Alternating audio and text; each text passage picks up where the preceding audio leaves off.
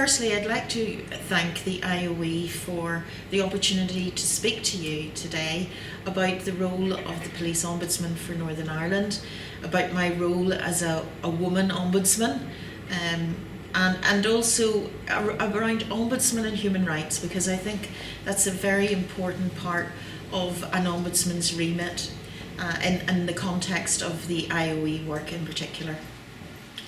So my name's Marie Anderson. I am the Police Ombudsman for Northern Ireland.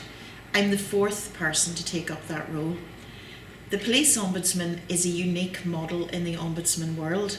That is because it is not like the classic ombudsman model of a complainer or a person aggrieved going first to the public service provider or to the state institution and complaining first, and then going to the ombudsman at the end of that process. The Police Ombudsman's Office is unique. All complaints about police in Northern Ireland come to my office and are investigated.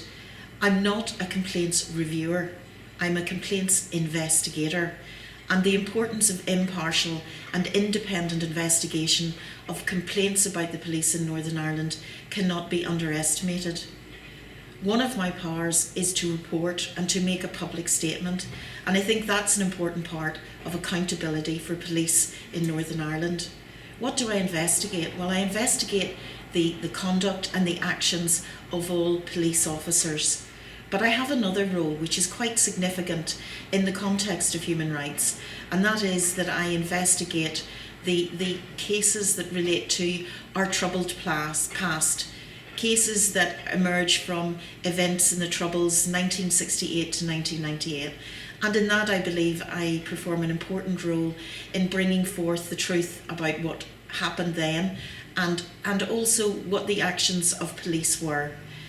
Many of the complainants in that context complain of collusion, and that is something that all previous ombudsmen in my role have commented on and have made public statements about, and I think that's important that we can reflect and bring truth to the past.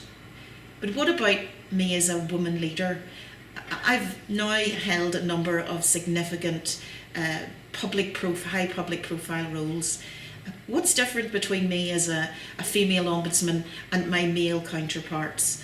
Well, I would say it is probably the leadership style that I bring.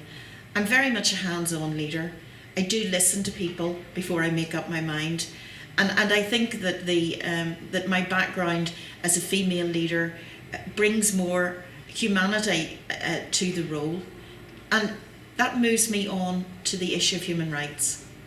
You see, whether you're the classic ombudsman looking at maladministration, or you're looking at issues of police complaints, issues about prisons and prisoner complaints, or indeed issues about the health service, all such ombudsmen are, in my view, dealing with human rights issues, rights to health, access to information, issues about police corruption.